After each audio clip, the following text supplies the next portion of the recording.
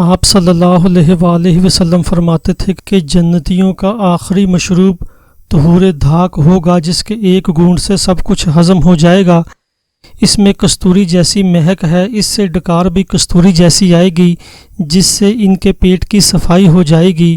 اس مشروب کے بعد انہیں دوبارہ بھوک لگے گی اور یہ سلسلہ ہمیشہ چلتا رہے گا۔ فرمایا اللہ تعالیٰ نے اہل جنت کے لیے سفید یاقوت کے چوپائے بنائے ہیں۔ فرمایا جنت تین طرح کی ہے، ایک جنت، دوسرے عدن اور تیسرے دارالسلام۔ عام جنت جنت عدن سے 7 کروڑ گنا چھوٹی ہے۔ اس کے محل باہر سے سونے کے اور اندر سے زمرد کے ہیں۔ اس کے برج سرخ یاقوت کی اور کھڑکیاں موتیوں کی ہیں۔ آپ علیہ السلام فرماتے تھے کہ جنتی ایک کروٹ میں 700 سال تک اپنی بیوی سے لطف اندوز ہوتا رہتا ہے، پھر اسے دوسرے محل سے اس سے بھی حسین و جمیل حور آواز دے گی، اے محبوب اب ہماری باری ہے۔ جنتی پوچھے گا تم کون ہو؟ وہ عرض کرے گی میں ان انعامات سے ہوں جن کے متعلق ارشاد باری تعالیٰ ہے۔ ترجمہ: انسان کو معلوم نہیں کہ اس کے لیے آنکھوں کو ٹھنڈک پہنچانے والی کیا کیا نعمتیں چھپا رکھی ہیں۔ یہ سن کر جنتی اس کے پاس پہنچ جائے گا اور اس کے پاس بھی 700 سال تک ٹھہرے گا، کھائے پیے گا اور اس سے لطف اندوز ہوگا۔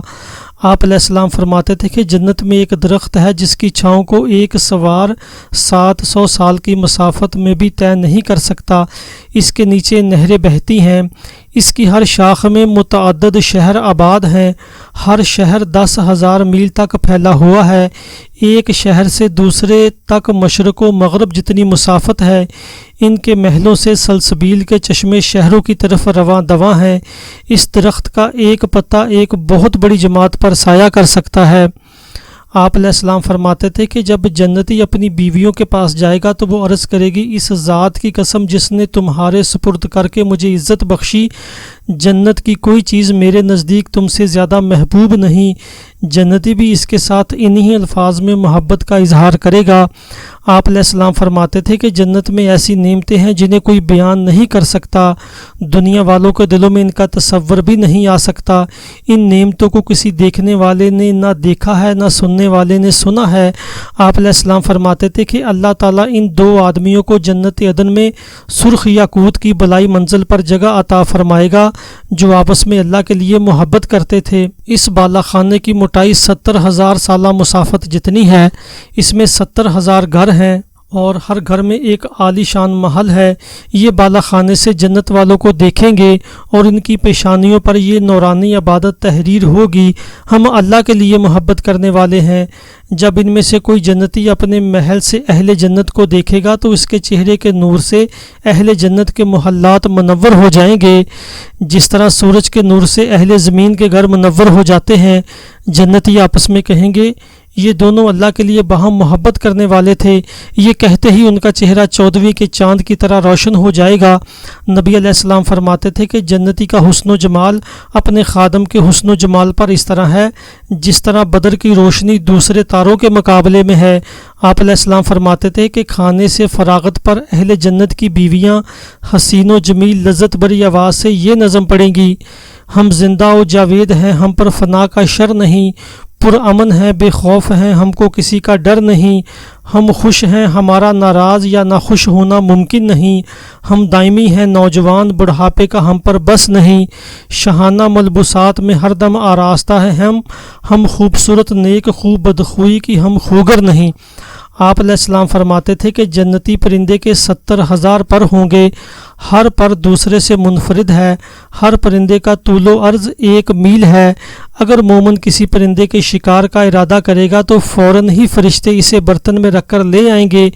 وہ اپنے پر پھڑ پھڑائے گا جس سے 70 رنگ کے پکے ہوئے بنے ہوئے اور طرح طرح کے کھانے اس برتن میں گریں گے جن کا ذائقہ من سے زیادہ عمدہ، مکھن سے زیادہ لطیف اور چھاچھ سے زیادہ سفید ہوگا۔ جب جنتی خوب سیر ہو جائیں گے تو یہ پرندہ پھڑ پھڑاتا ہوا اڑ جائے گا اور اس کا کوئی پر نہیں جڑے گا۔ اہل جنت کے پرندے اور سواریاں جنت کے باغوں اور جنتیوں کے محلات کے ارد گرد چراگاہوں میں چریں گے۔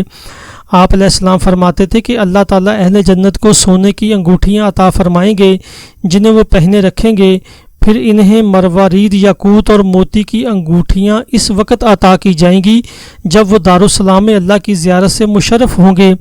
آپ علیہ السلام فرماتے تھے کہ جب اہل جنت اپنے رب کی زیارت کریں گے تو اللہ تعالیٰ کی مہمانی میں طعام و مشروب اور نعمتوں سے محظوظ ہوں گے۔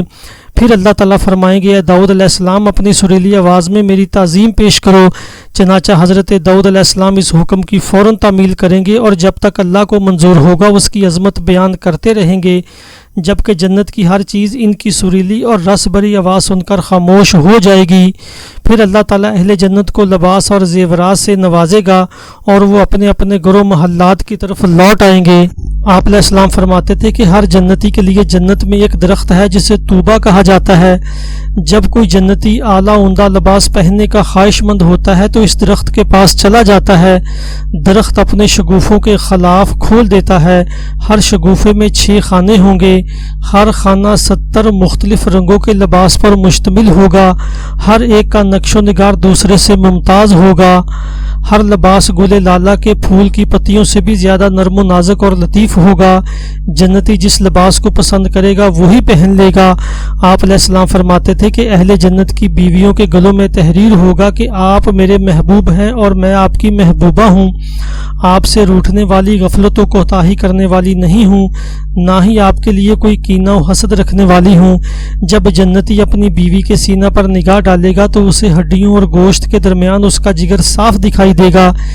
بیوی کا جگر مرد کے لیے اور مرد کا جگر بیوی کے لیے آئینہ ہوگا۔ جگر میں کچھ سیاہی نظر آئے گی جو نقص نہیں بلکہ اسی طرح ہے جس طرح یاقوت میں پرویا ہوا دھاگا ہوتا ہے۔ یہ حور مرجان کی طرح گورے بدن والیاں اور یاقوت کی طرح آب و تاب اور چمک دمک والی ہوں گی۔ ارشاد باری تعالیٰ ہے، ترجمہ گویا وہ یاقوت اور مرجان ہیں۔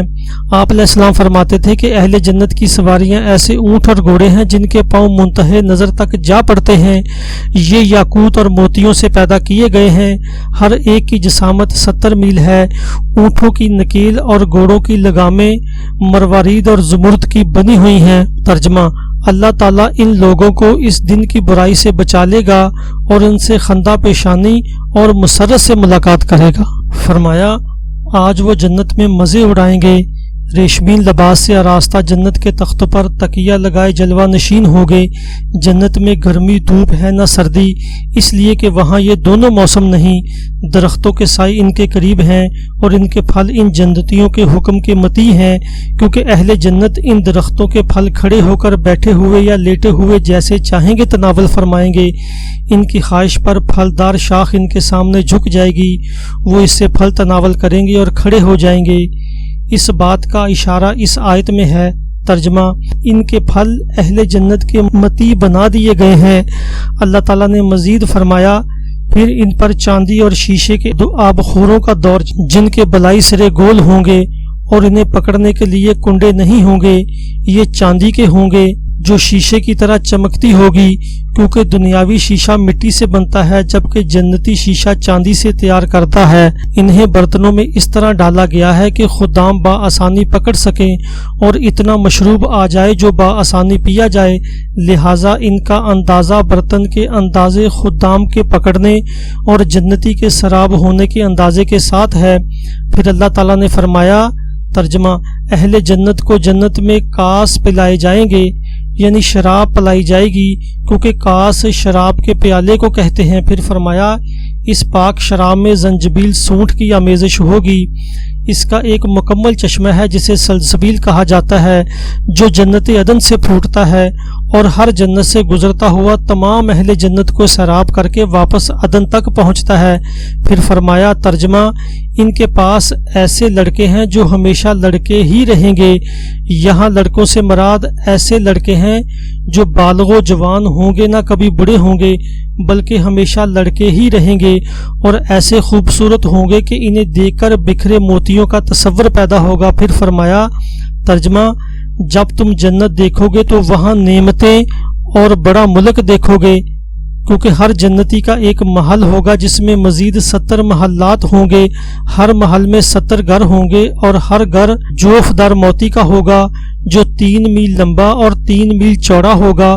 اس میں 4000 سونے کے دروازے ہوں گے۔ اس میں مروارید اور یقوت کی تاروں کا بنا ہوا ایک تختہ ہوگا جس کے دائیں بائیں 4000 سونے کی کرسیاں سجی ہوں گی جن کے پائے سرخ یاقوت کے ہوں گے۔ اس کے نیچے 70 فرش بچھے ہوں گے، ہر فرش ایک منفرد رنگ و نو کا حامل ہوگا۔ جنتی اپنے تختوں پر بائیں جانب ٹیک لگا کر بیٹھے ہوں گے، ان پر 70 ریشمی لباس ہوں گے جو ان کے حجم کے مطابق ہوں گے۔ ان کے جسم سے متصل سفید ریشم ہوگا، ان کی پیشانیوں پر زمرد یاقوت اور رنگا رنگ موتیوں کا حسین تمغہ ہوگا، ہر موتی کا رنگ منفرد ہوگا اور سر پر سونے کا تاج ہوگا۔